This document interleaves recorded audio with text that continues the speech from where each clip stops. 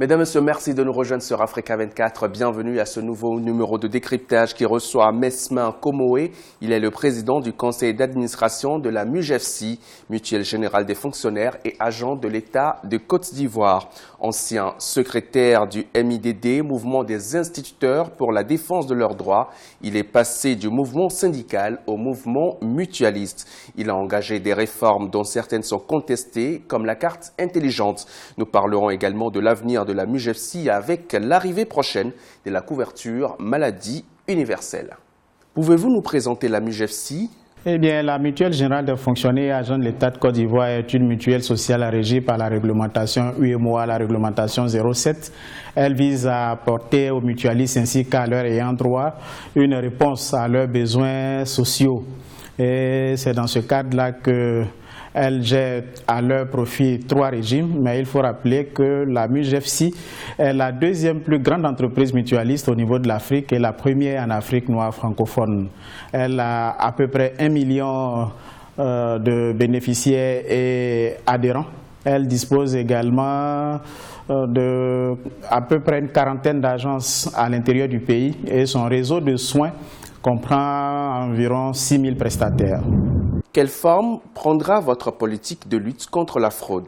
Oui, c'est là toute la problématique, parce que la MUGEFSI en tant que structure sociale, en tant que mutuelle sociale, c'est vrai, a pour fondement la solidarité, mais il ne faudrait pas que les mutualistes confondent la solidarité et la charité.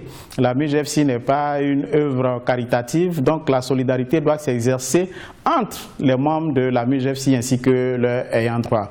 C'est pour cela que nous avons implémenté une nouvelle carte qui va non seulement faciliter l'accès aux prestations, mais qui va les sécuriser davantage. Vous avez déjà évoqué la carte intelligente. Que comptez-vous faire et quelles sont les autres innovations pour booster la MUGEFSI?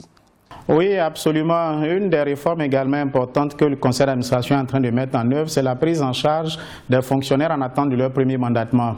Nous sommes également en train de faciliter l'accès aux prestations et de les sécuriser, comme nous l'avons dit, à travers ce qu'on appelle la carte unique et intelligente. Carte unique parce que désormais, tout ce qu'il y a comme prestation de la MUGEFSI va se faire à travers cette seule carte-là, mais elle est intelligente parce qu'elle sera multifonction. Elle a un volet santé qui va nous servir à la fois d'éléments d'identification, mais qui va nous servir aussi de carnet de santé et de bons de mutuelle. Donc nous allons dématérialiser l'ensemble du système, nous allons digitaliser l'ensemble du système et les prestations vont s'en trouver facilitées. Mais il y a le deuxième volet qui est le volet monétique. Le constat que nous avons, c'est que nous avons une microfinance pour lesquelles, par exemple, ceux qui sollicitent des petits prêts sont obligés de se déplacer jusqu'au siège de la microfinance à l'effet de retirer leur chèque. Ils peuvent donc dépenser des montants faramineux en termes de transport pour prendre des chèques qui ne sont pas très importants. La carte qui a donc ce volet bancaire-là, désormais va pouvoir permettre à ces mutualistes d'opérer toutes leurs transactions financières en restant dans ces différentes zones. Nous réfléchissons pour aller plus loin pour que la carte soit complètement un élément d'inclusion financière, que la carte nous permette d'établir un réseau marchand à travers duquel, n'est-ce pas, les fonctionnaires vont bénéficier de remises pour pouvoir alléger leur situation financière. Nous évoluons même, et nous l'avons dit, c'était une promesse de campagne, vers l'idée de la mise en place d'une banque des fonctionnaires. Et je pense que cette carte bancaire est le premier palier des éléments que nous devrons réunir. Parlons à présent de la CMU, couverture maladie universelle, que le gouvernement est en train de mettre en place. Une fois que cela sera effectif, quelle sera la place de la MUGEFSI dans le nouveau paysage? Du fait de l'arrivée de la couverture maladie universelle, que nous saluons d'ailleurs, l'ensemble des autres couvertures vont devenir des couvertures complémentaires. Donc le régime de base de la MUGEFSI sera désormais la couverture maladie universelle.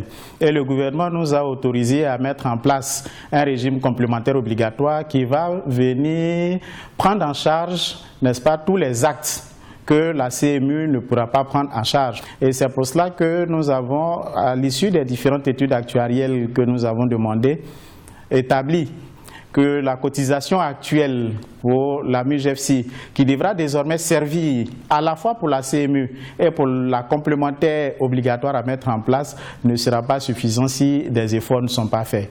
Donc nous allons nous orienter vers l'État de Côte d'Ivoire en tant qu'employeur pour que l'État se décide à non seulement payer sa part patronale dans ce qui concerne la prise en charge sociale des fonctionnaires et agents de l'État de Côte d'Ivoire, mais également à verser une contribution, une subvention d'équilibre pour que la MUJFSI, au cas où ces différents régimes seraient déséquilibrés, puisse faire face à ces différents déficits financiers. Quelles sont les perspectives à court, moyen et long terme de la MUJFSI? Il est bon aujourd'hui que des efforts soient faits de part et d'autre pour que nous puissions tirer les prestations vers le bas, pour que nos cotisations puissent couvrir l'ensemble de ces prestations.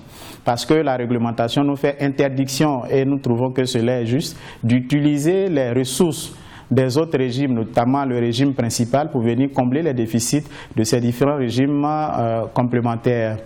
Mais nous allons également à court terme poursuivre les discussions avec l'État pour parachever le programme d'arrimage avec la couverture maladie universelle. À moyen terme, il s'agira pour nous d'arriver à accroître notre capacité d'offre de soins en poursuivant la construction des hôpitaux mutualistes. Nous en avons prévu 2 ou 3 pour cette mandature. Nous allons également regarder avec les mutuelles sœurs comment mutualiser ces différents outils de prestation, comment mutualiser nos différents réseaux d'offres de soins pour permettre à nos mutualistes et à l'ensemble des fonctionnaires qui sont sous notre responsabilité d'avoir facilement accès aux prestations de qualité, mais surtout à moindre coût.